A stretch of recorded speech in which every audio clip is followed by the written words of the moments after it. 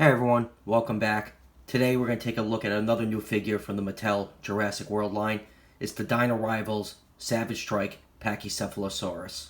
This Pachycephalosaurus is one of the newest figures in the Savage Strike line that has been popping up in Walmarts across the country for the last few weeks. So let's take a quick look at the packaging before we crack this figure open. It comes in the standard Dino Rivals packaging that we are used to seeing since January, with one noticeable difference. It has this new corner added in the top right with the word new on it. Just like the attack packs in the new Roivors, there are some package variations where this corner isn't there. It hasn't been seen with these yet, but I wouldn't be surprised down the road when more of these figures get released that this corner is missing on some of the figures. And spinning it around, you get a nice look at the back of the packaging with how the action feature works, and a picture of the Pachycephalosaurus. You have a cutout for your Dino Rivals card, and on the bottom right here you have a picture of the other figures in the wave, the Dilophosaurus, the new Raptor, and a new blue. And for some reason they have a picture of the Monilophosaurus. I know on the Dilophosaurus packaging it has a picture of the Styracosaurus, so it's obviously showing some of the older figures in the wave, even though they are not included in that wave. So with this packaging nonsense out of the way, let's crack this figure open. And here is the Pachycephalosaurus out of the packaging. And since this is part of the Dino Rivals assortment, it comes with a nice collector card that's taped inside the back of the packaging. You get some nice artwork of the Pachycephalosaurus. So right away, you'll notice my Pachycephalosaurus is standing on a nickel to help it with stability. Right out of the box, this thing just does not want to stand. I played around with the legs, just can't get it into a standing position. For some reason the figure is very back heavy. I'll show you what I mean. You just move this nickel right here and the figure just flops over. It just does not want to stand no matter which way I pose it. So I'm going to have to use 5 cents more to keep this figure standing. And for anyone watching this video, if you have this figure and you're having standing issues, also please leave a comment. I just want to know if it's just mine or if it's a widespread standing issue with the figure. So other than the standing issue, I do really like this Pachycephalosaurus. It's a really nice sculpt, very close to the Lost World Pachycephalosaurus design.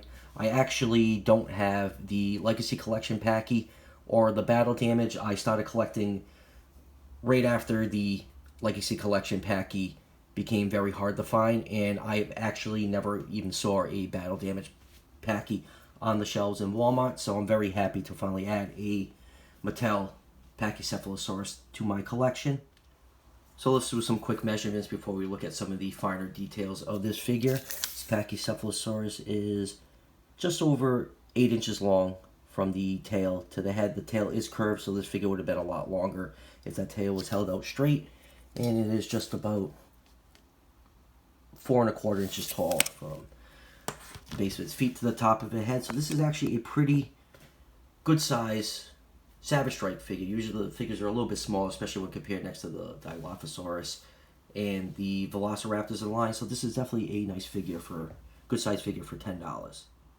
So for the coloration on this figure, the main body is mainly almost a lavender color. I know in the video the body looks mainly a gray color, but in person you can see it has a very light purple tint to it. And then it has these very deep purple markings around the eye, along the back of the neck and back, and some on the leg, which brings me to the tail region right here.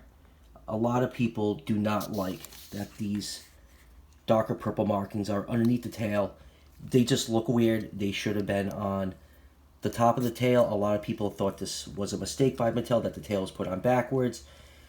If you look at the promotional images, it always had the markings on the bottom of the tail, and I know someone actually reached out to Mattel and they said it wasn't a mistake. It's definitely a odd design choice. I don't hate it as much as some people do. It's just a little weird, but I'm gradually getting used to it, so it's not a huge deal for me. Going back up to the head, you can see the eye is painted bright yellow with a black pupil, and the dome has a nice coat of white paint to give it that bony look.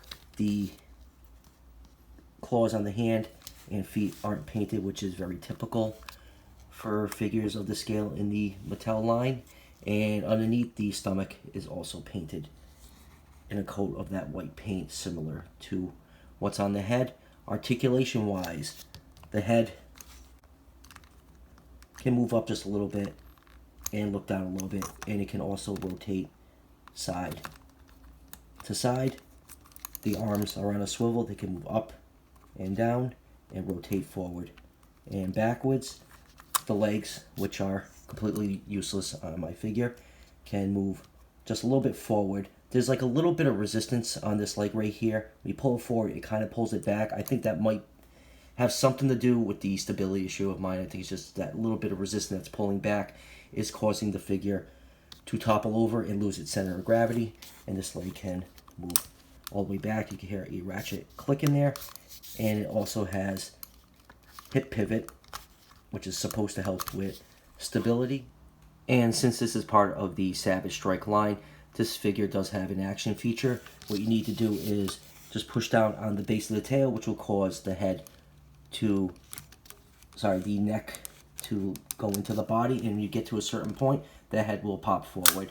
You give it that head ram in action. So let's bring in our little nameless mercenary and test out that action feature on him. And you can see it works really well. It is a fun play feature on this figure, and it works perfectly with this animal.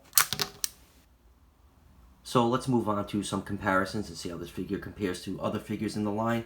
And first up is our mercenary figure that our Packy just got done beating the crap out of. You can see how they scale to each other. And here it is with the Attack Pack Moosaurus. And here it is with some of its relatives. Here it is with the Battle Damage Sticky Moloch. And here it is with the Attack Pack Draco Rex. The white one actually comes with the Owen and ATV set. So it's really cool that we have 3 different members of Pachycephalosaurus in the Jurassic World line. Or, depending on which paleontologist you listen to, these are all the same species. They would be different growth stages of Pachycephalosaurus. The Draco Rex would be a younger animal. The Sticky Moloch would be a juvenile, and the Pachycephalosaurus would be the adult. But that's a discussion for another day. We're talking about Jurassic World. And here it is with one of its wave mates, the Savage Strike Dilophosaurus. And here it is with another new figure, the Dual Attack Nasutoceratops, which is definitely one of my favorite figures to come out in the Jurassic World line this year. And here it is with the Mega Dual Attack Quetzalcoatlus. That one's kind of hard to maneuver in, but this Quetz is a good size figure. And last but not least, here it is with the ever impressive, let me just get this out of here, Indominus Rex, which just dwarfs almost every single figure in the line. So, final thoughts on this figure. Obviously, my biggest issue with this figure is the stability issue, especially on mine. I need to place a nickel underneath that foot to keep it standing upright. But other than that, it's a really nice looking Jurassic Park style Pachycephalosaurus. I know the color scheme isn't for everyone. I actually do like the color scheme on it. And I know that pattern underneath the base of the tail is off-putting to some. It looks like it was a mistake, but as we know, Mattel confirmed it wasn't a mistake, and this is the way this figure is supposed to look. This figure retails for $9.99. I found mine at Walmart. This whole wave has been popping up at Walmarts across the country for the last few weeks, and should be getting relatively easy to find. I see this one in the new blue becoming the shelf warmers of that wave, with the Dilophosaurus and new Velociraptor being the more popular that wave. Or you can also order it off of Amazon. I'll leave a link in the description if you want to go the Amazon route. And that will do it for the review. As always, don't forget to hit like and subscribe. Each subscription helps the channel grow, and it will be greatly appreciated. And I'll see you guys for the next one.